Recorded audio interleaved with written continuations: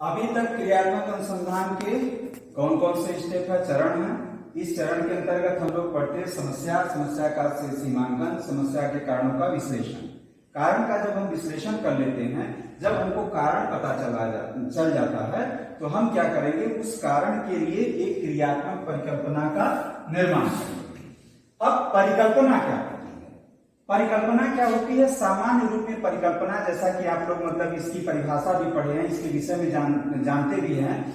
सामान्य रूप में परिकल्पना हम उसे कहते हैं जो किसी समस्या का संभावित समाधान होता है।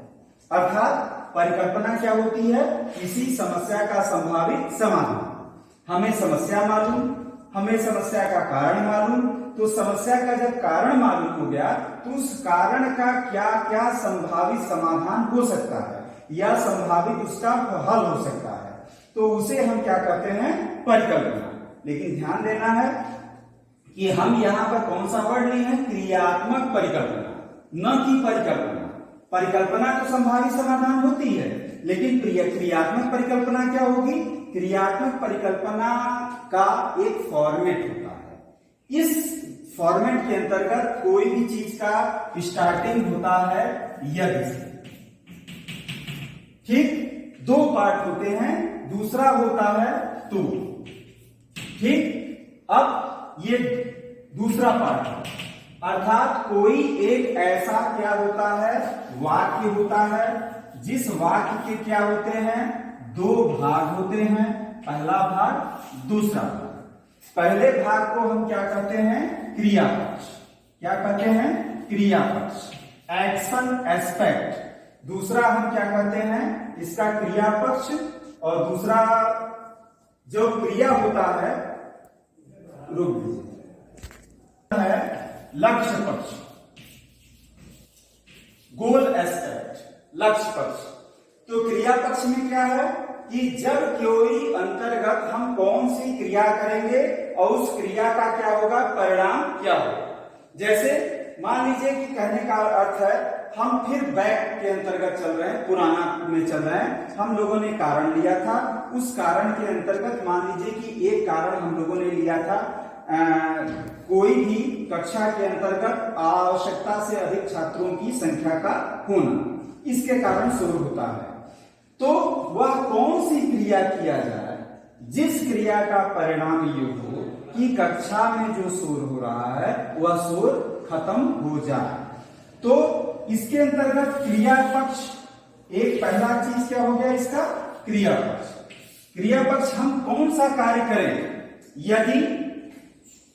यदि कक्षा के अंतर्गत, यदि कक्षा के अंतर्गत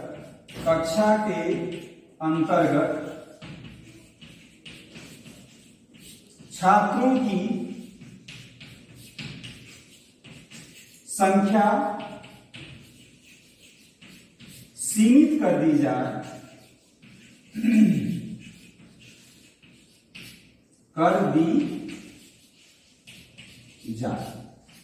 ठीक। देखिए पहला क्या है? वाक्य है। वाक्य का पहला स्टार्टिंग किससे हो रहा है?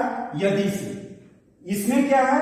इसमें एक चीज ध्यान देना है कि जब भी हम क्रिया पक्ष में देखेंगे तो यहां पर कोई भी क्रिया मतलब जान रहे हैं, क्रिया का अर्थ क्या होता है? किसी कार्य का करना या होना। तो हम जो भी वाक्य यहां पर लिखेंगे, इस वाक्य के अंतर्गत सबसे मोस्ट इंपॉर्टेंट चीज जो होती है कि चाहे जो भी क्रिया हो, कोई क्रिया हमारे द्वारा की जानी चाहिए और उस की जाने वाली क्रिया का परिणाम क्या होगा? परिणाम यह होगा यदि कक्षा के अंतर्गत छात्रों की संख्या सीमित कर क्या है? क्रिया कर दी जाए तो कक्षा में शोर की समस्या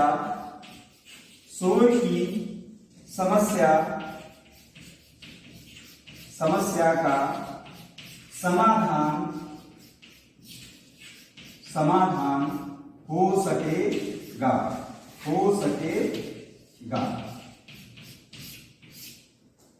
ध्यान देना है कि जैसे कहने का अर्थ है कि हम लोगों ने क्रिया पक्ष देखा, कि इस क्रिया का परिणाम क्या होगा, परिणाम ये होगा। लेकिन इस परिणाम में एक वर्ड जो आ रही है सकेगा, भविष्य का, भविष्य का, लेकिन हो सकेगा मतलब ये जरूरी नहीं होगा ही, मतलब कि जो हम मतलब कि संभावित, क्योंकि हम लोगों ने क्या किया, परिकल्पना की, हम लोगों ने परिभाषा क्या पढ़ा, संभावित समाधान। मतलब जरूरी नहीं है कि यही समाधान हो जाए, हो सकता है कि ये भी समाधान हो सकता है दूसरा भी समाधान हो सकता है कोई अन्य समाधान हो। तो ये चीज हमारे लिए मोस्ट इंपॉर्टेंट है कि हम जितने भी, जैसे वहां पर हम लोगों ने क्या लिया था, कारण कितने लिए थे, चार कारण को हम लेके चले हैं। हम किसी एक का हम यहाँ पर आपको बना के दिखा दे रहे हैं, इसी प्रकार आपको चारों का बनाना होगा। लेकिन चारों को बनाने में जो सबसे मोस्ट इंपॉर्टेंट है, जो ध्यान देने वाली बात, कि क्रियात्मक परिकल्पना का जब भी हम मतलब स्टार्टिंग करेंगे तो वहां पर कोई भी जो वाक्य होगा वह वाक्य कम से कम 2 संयोजक वाक्य होंगे। उन संयोजक वाक्य का शब्द पहला शुरू होगा यदि से, यह क्या होगा, क्रिया पक्ष कहलाएगा। दूसरा जो होगा उसका पक्ष वो शुरू होगा तो से। मतलब पहले वाले में हम क्या क्रिया कर रहे हैं और दूसरे वाले में क्या होगा, परिणाम होगा। दूसरी चीज क्या होगी, जो भी परिणाम होगा उसके अंतर्गत हमको लिखना है हो सकेगा, मतलब यह जरूरी नहीं है कि होगा ही, यह सबसे मोस्ट इंपॉर्टेंट चीज है। तो अर्थात जब भी हम क्रियात्मक परिकल्पना का निर्माण करेंगे, चाहे जो जैसे हम एक आपको निर्माण करके दिखा दिए हैं, इसी प्रकार जो आप चारों कारण लिए हैं, इस चारों कारण के अंतर्गत आप इस चीज को ध्यान देंगे। तो ये ध्यान देने के आधार पर आप चारों जब क्रियात्मक परिकल्पना का निर्माण कर लेंगे तभी हम नेक्स्ट स्टेप पर चल सकते हैं। ठीक, तो यहां पर जैसे एक चीज हम लोगों ने ये बना लिया, जैसे कि दूसरा हमारा क्रियात्मक परिकल्पना के अंतर्गत हम लोग ये बना सकते हैं, जैसे हम लोगों ने उस समय लिया था कि कक्षा के अंतर्गत मतलब पंखे की व्यवस्था का न होना।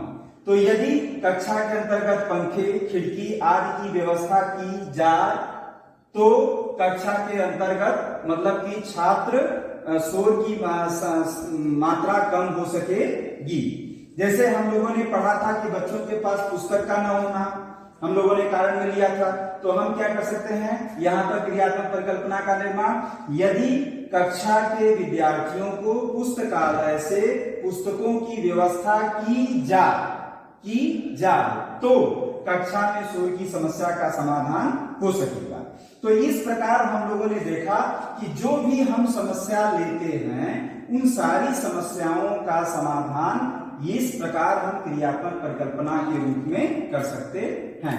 तो ये हमारा नेक्स्ट स्टेप मतलब अभी का स्टेप रहा क्रियात्मक परिकल्पना का निर्माण।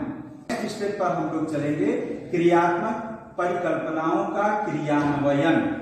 धन्यवाद।